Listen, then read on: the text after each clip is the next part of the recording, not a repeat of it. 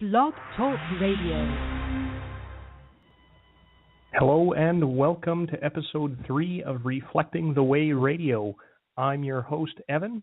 Good evening, good afternoon, wherever you are and whenever you're listening to this. As you can tell from the title, tonight we are talking about money.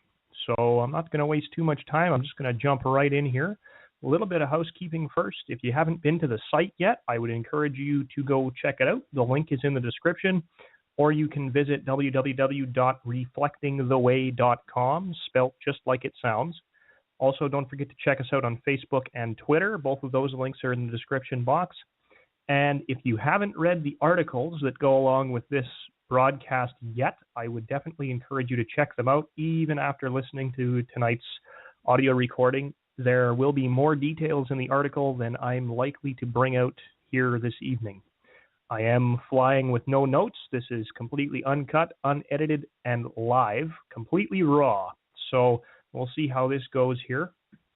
And let me say from the outset, we're talking about money tonight. I'm not an economist, but I have studied economics, post-secondary, as well as, I guess you'd call it, hobby research. And I do like to think I have a little bit of a grasp on the topic, at least the basics of it. So that's what we're going to look at here tonight. I may break this into 2 separate recordings just because I don't want to overload anybody with information. This is a fairly info-dense topic, especially the beginning here. We're going to start off by talking about the creation of money, how it's created, basically how it's distributed and created, and then we're going to go into what it does. And I don't mean buying and selling things. I mean what it does from the perspective of the controllers behind the money supply.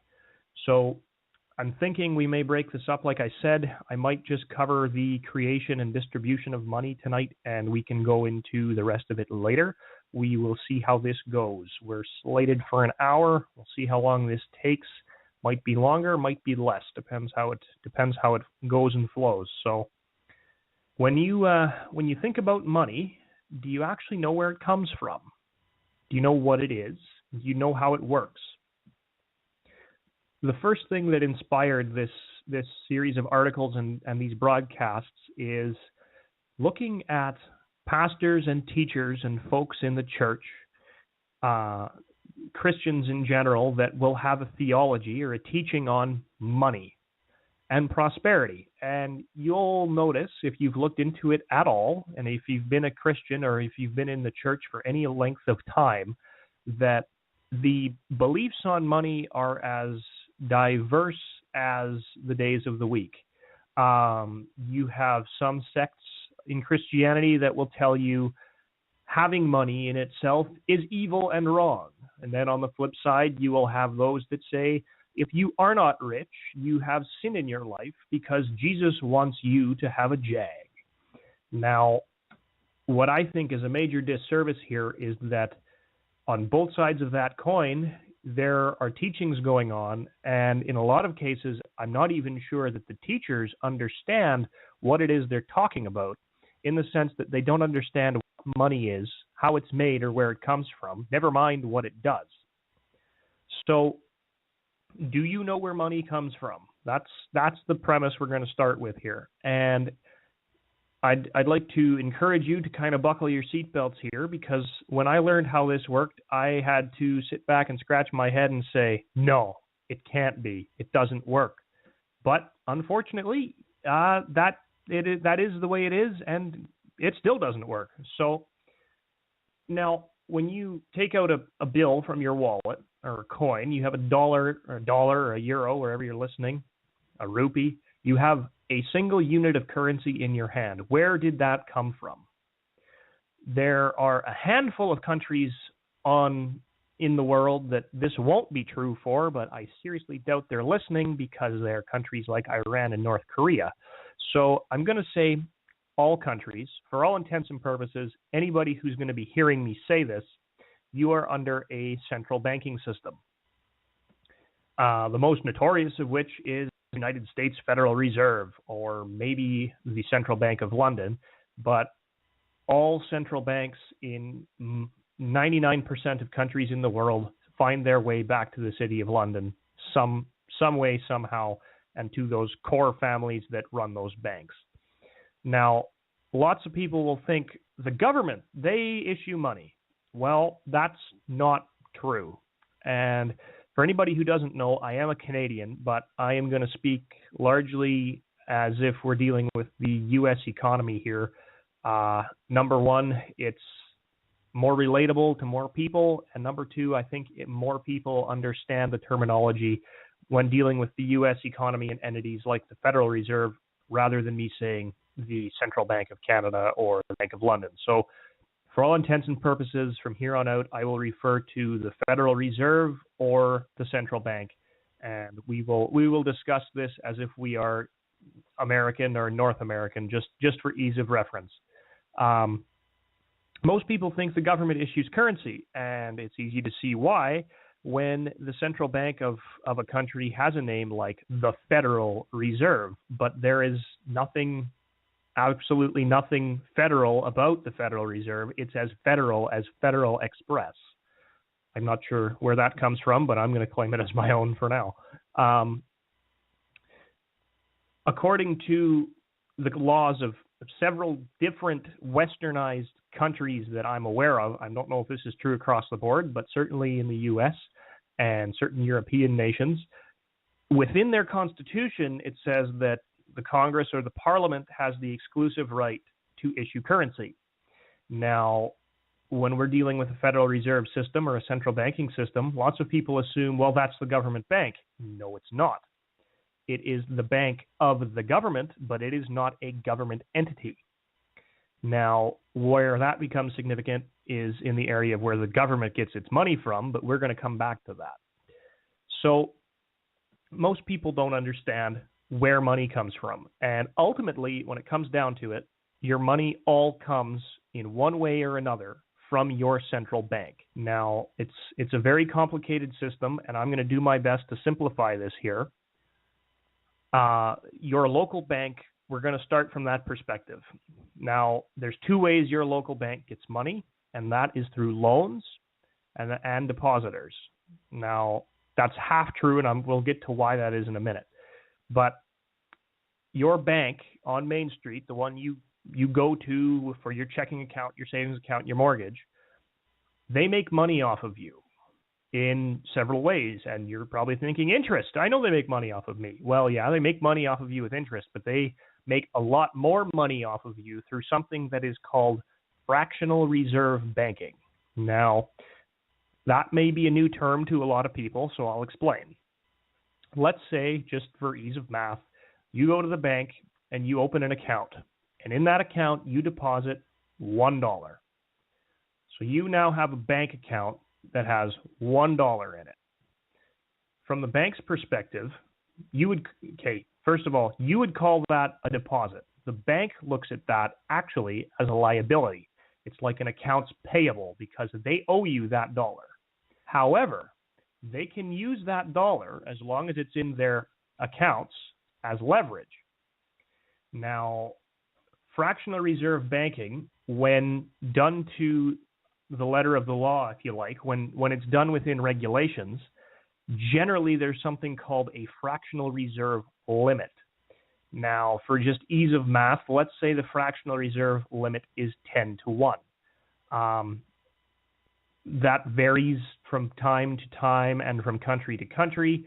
And frankly, since 2008, most of those rules are out the window. But just for ease of argument here and ease of understanding, let's say the fractional reserve limit is 10 to 1. And you have $1 in your bank account. So you've deposited that $1 in the bank. The bank then looks at that $1 and says, okay, our fractional reserve limit as set by the country's central bank, which again is not a government entity, they look at that and they say the fractional reserve limit is 10 to 1. We have $1. That means, now this is going to sound ridiculous, and it is ridiculous, but that means that bank can take your dollar and off of the back of that dollar, they can go out and they can loan out $10 more. What they're doing is they're playing a game of Russian roulette, essentially, where they are taking a calculated risk. And now you have to remember, this isn't just done on your account. This is done across the board on all of their depositors. They can go loan out $10. Maybe they won't loan out $10. Maybe they'll only loan out $3. But they're taking a calculated risk that if they loan out those $10, they will get back at least one of those dollars before you want to take your $1 out. So sometimes this doesn't work out, and then you end up with a situation like Black Friday, 1929, which caused the Great Crash and the Great Depression. When a whole bunch of people say, I want my money back, and the bank says, well, we don't have it because we loaned it all out and some. Okay, that's a very, very simplified version of what caused the Great Depression. Now, here's the thing. This gets really convoluted really fast because you've put in $1 into your account. Now, let's say your neighbor goes to the bank and he takes out a loan. Takes out a $10 loan off of your $1. And with that $10, he goes out and he buys something. Doesn't matter what. That loan he took out off of the back of your $1, the bank literally takes thin air and says, poof, okay, Mr. Smith, here's $10. And they say to themselves, we have insurance, we're covered because we have $1 in the bank, and we're going to get this money back before our depositor says they want their money out. So your neighbor goes out and he spends those $10 on whatever, doesn't matter what. Okay, he has now spent that $10, and somebody has taken that $10 in payment. Now, there's a pretty good chance at some point those $10 that were spent are going to end up back in a bank because whoever received payment will take that $10 and they will go put it in a bank. So now you have these $10 that were literally materialized from thin air, Star Trek style. They just appeared off of the back of your $1 deposit. Now the store that your neighbor went and he spent his $10 in, they put it into a bank account. So now the bank, let's say it's the same bank. They say, oh, look, XYZ Mart, they just deposited $10 into their account. Well, our fractional reserve limit is 10 to 1. We can loan out $100 on the back of this $10 bill. Now, remember, this is all based off of your $1 in the bank. And this process doesn't get smaller as it goes. It gets bigger and bigger and bigger and bigger. Now, this is how the money supply grows. It is also one of the fundamental ways that your bank on Main Street makes money. There's lots of other ways they make money, but this is one of the ways that they do it. So you can see off of your $1, the bank has now, just through 2 transactions, I guess 3, depending how you want to look at it, but through just a handful of interactions has taken your $1 and added $110 to the money supply. Now, if somebody else takes out that $100 loan, spends it, that goes in the bank, then that becomes $1,000 and then $10,000 and $100,000 and on it goes. But now this in and of itself is, I would say, dangerous, but it's not the end of the world. When it comes right down to it, it's a calculated risk, okay? Where this becomes really dangerous, and I would say flat out foolhardy, is when you add in a little bit of something known as interest. Your Bible will call it usury, okay? So now on top of this fractional reserve system where you put in a little bit and the bank gets to put out a lot, now they give out this $10 loan, and guess what? That $10 loan that your neighbor took out, he's going to pay the bank back $10 at some point, but he's going to pay them $10 plus interest.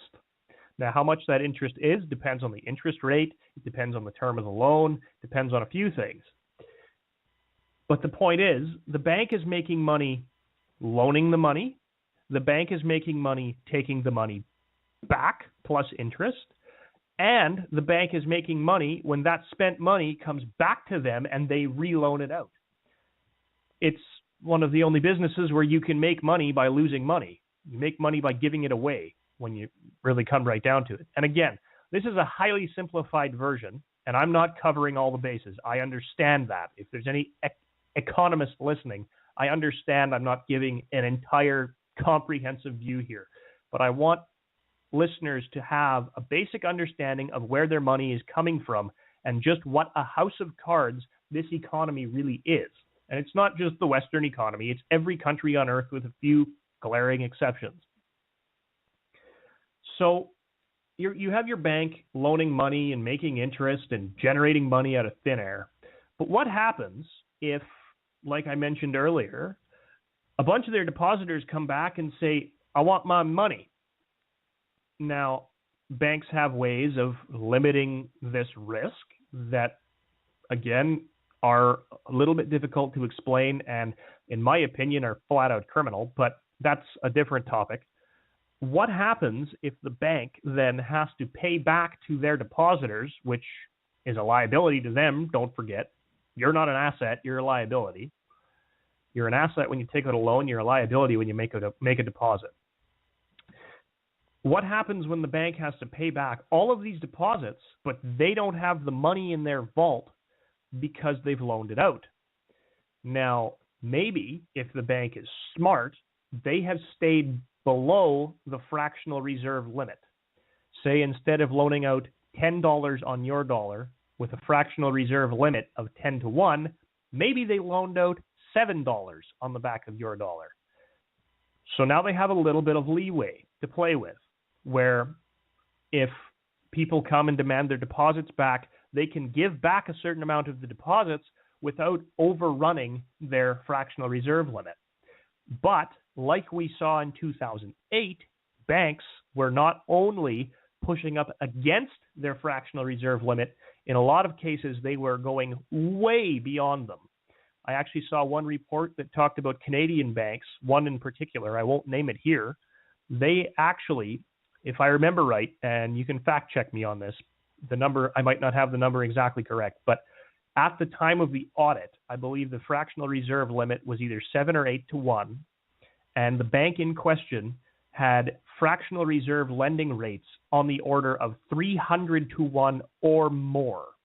And this is a big reason, a big contributing factor, I should say, to the crash of 2007, 2008. It's not the only one, but it certainly made it a lot worse. What happens in a situation like that where the bank doesn't have the money to pay its depositors back when the depositors say, I want my money? The laws have changed in recent years, unfortunately, but from a very simplistic perspective, what your bank then has to do is they have to go to the central bank, the national central bank usually, and take out a loan of their own from the central bank. Now, here's the thing. All of the money in the economy ultimately comes back to the central bank. One way or another, it always comes back to the top.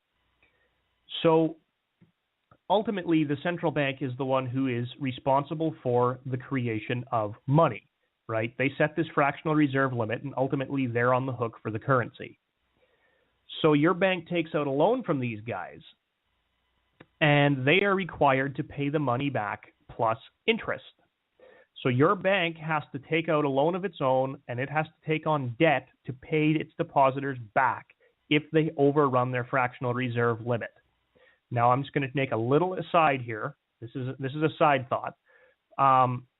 Since 2013 in Canada, and I think 2012 or 11 in the United States, and some European countries have this, some don't.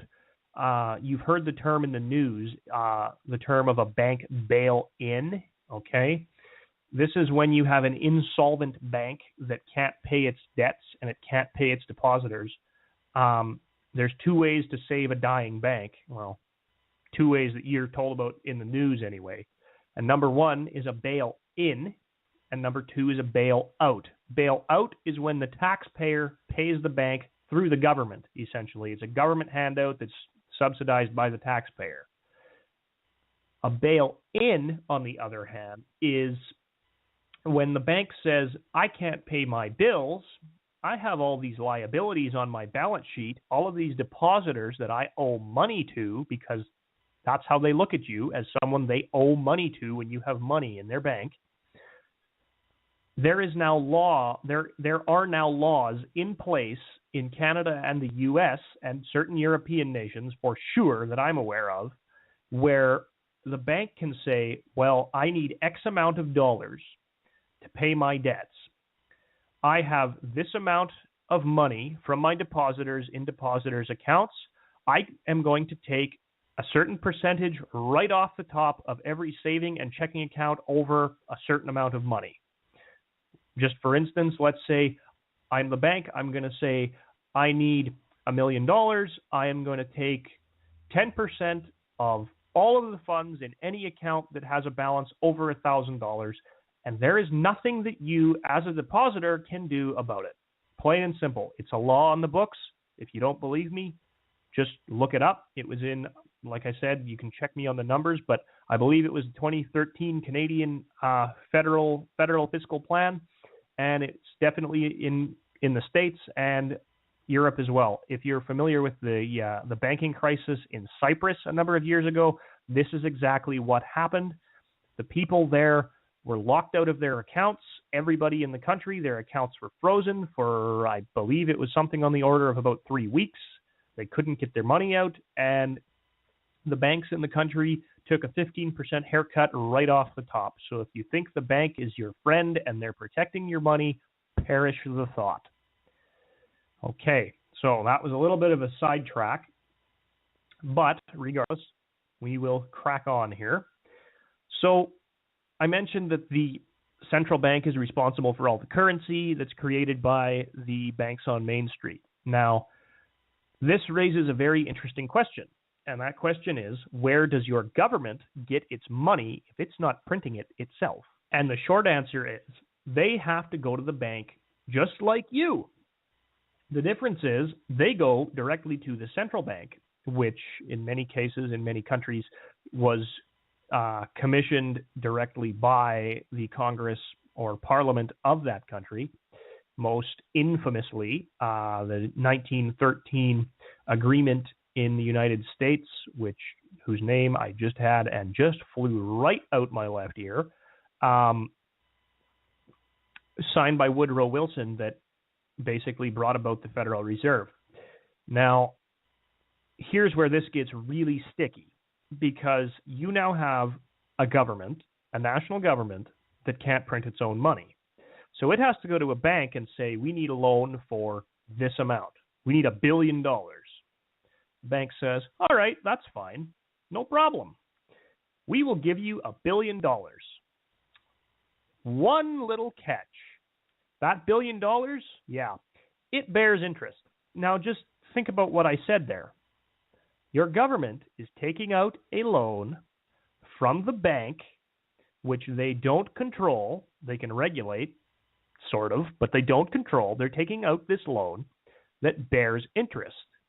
That bank is the only entity in the country that is allowed to print currency. Where does the money come from to pay back the interest? Are you with me? Here's the problem. The loan can be paid back because that $1 billion funnels its way into the economy one way or another, but where does the money come from to pay for the interest on the loan? The short answer, this is a complicated question, I understand that, but the short, simplified answer is you can never pay back the debt. Well, what about taxation? Okay, fine. What about taxation? You're taking money from people to pay back this loan. Where did the money come from for the tax? Ultimately, it comes from the central bank. So the money you're getting from the people comes from the central bank, which was all loaned at interest because they are a bank. They are here to make money. They're not here for your good. The central bank is sending out these loans bearing interest that is the entirety of the money supply in an economy, and every single dollar in that economy is an interest-bearing note. How can you ever pay the interest back. You can't. Now, I understand completely. I am not accounting for international trade. However, even when you deal with international trade, you are still dealing with a network of central banking systems, which you could see a country dig its way out of debt through international trade and so on and so forth. You know, oil-rich countries would be the first ones to spring to mind here. However, they might win, but somebody else has got to lose. And this is one of the great problems of capitalism, unfortunately. There is never enough money in the economy, whether you're talking nationally or globally. There is never enough money to cover the interest that is generated by the loans issued by central banks. It cannot be done. So ultimately, what this comes down to is when you hold a dollar bill or a euro bill or a rupee or a dinar or a shekel in your hand, and you look at it and you think, yes, I have a dollar. This is a measure of wealth. No, it is not. It is actually an interest-bearing note. It does not have an inherently positive value. It is not even a neutral value of zero. What you are holding in your hand is an interest-bearing note that has an intrinsically negative value. You are literally holding a piece of national debt. Now, I hope you never, ever look at your wallet the same way again. I know after I figured this out a number of years ago, I haven't looked at money the same way ever since. So what does this ultimately mean to you or I? Well, unfortunately, there's not a whole lot we can do about this. There are things we can do to mitigate this, but ultimately what this means is, as a people and as a nation, wherever you are, and unfortunately worldwide, system of debt slavery that cannot be bought. You cannot buy your way out of it.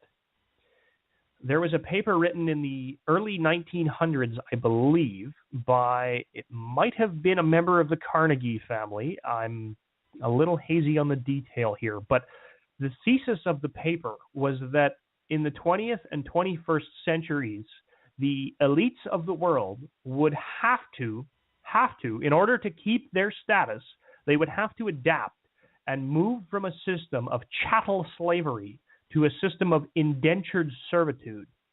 Now, what that means is, in layman's terms, the elites that run the world, if you don't believe in that, you're probably listening to the wrong channel, just to give you a heads up. The elites that run the world knew and were planning for, well over 100 years ago, that the system of chattel slavery, meaning literally owning people outright, like slavery in the United States, Belgium had slavery, South Africa, basically every country on earth has had chattel slavery at some point, and it's still a real problem, but it's more of an underground thing. It's not an institutionalized slavery like we saw 200 years ago where you could buy and sell people at a market or an auction. They would have to move from that model to something that they called indentured servitude. Now, you could call this something like sharecropping or the habitat movement in Quebec or whatever. Basically, this is where people are free to go. They can do whatever they want. But, there's a big but. You're not holding them in leg irons and shackles. You're not locking them up at night. But they owe you. And they owe you a debt that in a lot of cases they won't ever pay back, or if they do, they'll spend their entire life paying you back, and you will be making an obscene amount of money off of their back. Essentially, that is what we have today through the fractional reserve central banking system. Whether you like it or not, you are a slave to that system. You are in a prison without walls. You are in a jail cell where you can't see the bars in front of your face. You can say, well, I'm a free person. I can blah, blah, blah. Okay, fine. If you're listening to this, you're listening to it with an internet connection. You're listening to it on a device that had to be paid for. That internet connection wasn't free, most likely. How did you get that money? Do you have a house? Do you live in an apartment? Are you living on the street? If you're not living on the street, most likely you have a mortgage or you have to pay rent. If you have a mortgage, well, again, that's a bank loan. And if you have to pay rent, well, you need money to pay that rent. So you have to go to work. And we're going to get into this a lot more when we start talking about the actual occult functions of money, what it means to actually go to work and stuff like that. But at the end of the day, you really aren't free. Just stop going to work. See how free you are. You're going to lose your car. You're going to lose your house. Your marriage might fall apart because your significant other thinks you're a lazy bum and you don't pay the bills, and now the kids have to sleep in a cardboard box. You're not as free as you think you are. Now, if you are completely debt-free and mortgage-free and so on and so on and so on, you're more free than the rest of us. But do you pay property tax? Do you pay tax to your government? Do you pay income tax? Do you pay employment insurance? Or do you pay into a pension plan that's not optional? At least not in this country it isn't. All of those things, that is still indentured servitude, because you live in a country where presumably the government builds roads and then they hold you for ransom by charging you tax. Now, this gets really a little bit controversial here because I start to sound like an anti-capitalist, and while I'm not really an anti-capitalist, capitalism is certainly not the biblical model for an economy. Now, you might want to get your pitchforks and torches at this point after I say what I'm about to say, but when it comes right down to it, the actual model for a biblically based economy is one of communism. I don't mean socialism, acute socialism, or Marxism like you saw in the USSR or like you see in the People's Republic of China or the Democratic People's Republic of North Korea. That's not what I'm talking about, and that's not what Christ was talking about. But in Acts, it says that the apostles went out and they held all things in common. They were living communally. I'm not talking about a top-heavy system of wealth redistribution. That's not communism. That is socialism or Marxism. Or even Trotskyism. Depends, it's an ism, but it's not communism. True communal living is the actual model for a biblical economy. Does that work on a national scale? No, it doesn't, because we are living in a fallen world with fallen leaders, and more than fallen, they love to be fallen, and they're very good at being fallen, and they try their hardest to be more fallen than they already fell.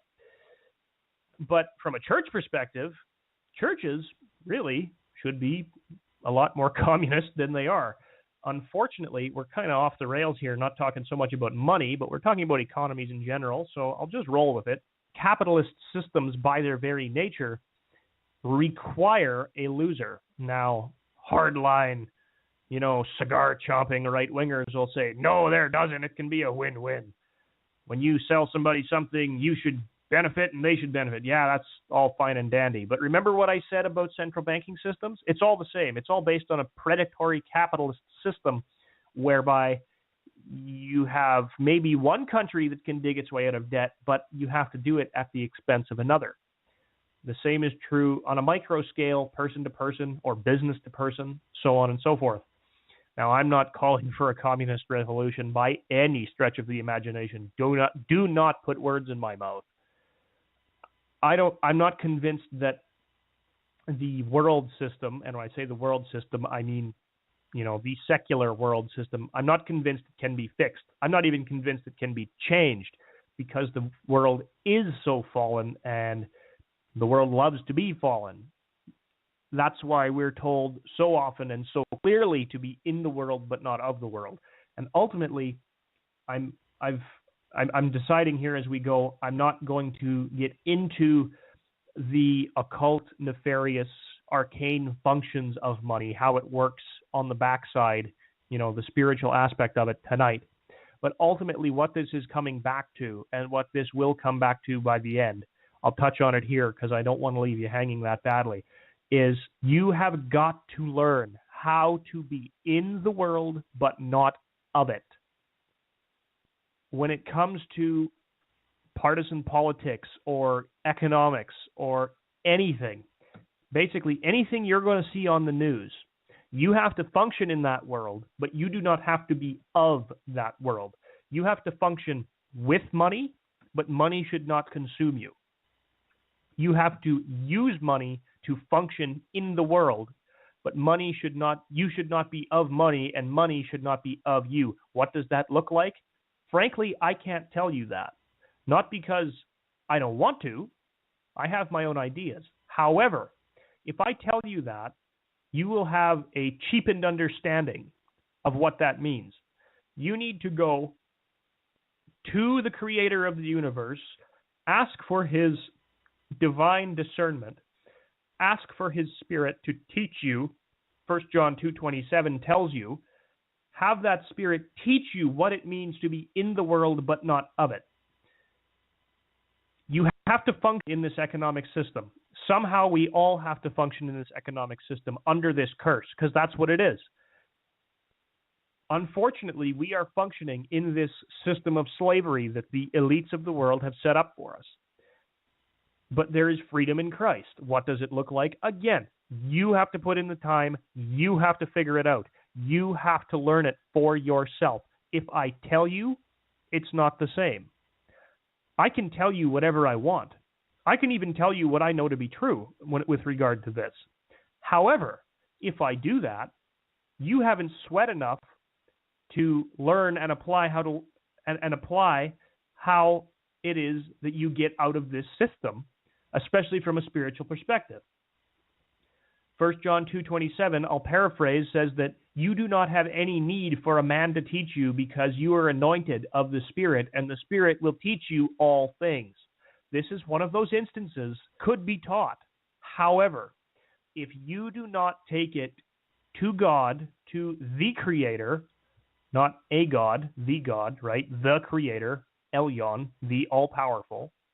If you don't take it to him and have him teach you, what I say is going to ring hollow. So I'm not going to give you the easy answer here. You need to search this out. Paul said to search out all things and prove all things to see what is true. This is a situation where you have to do the time. Okay?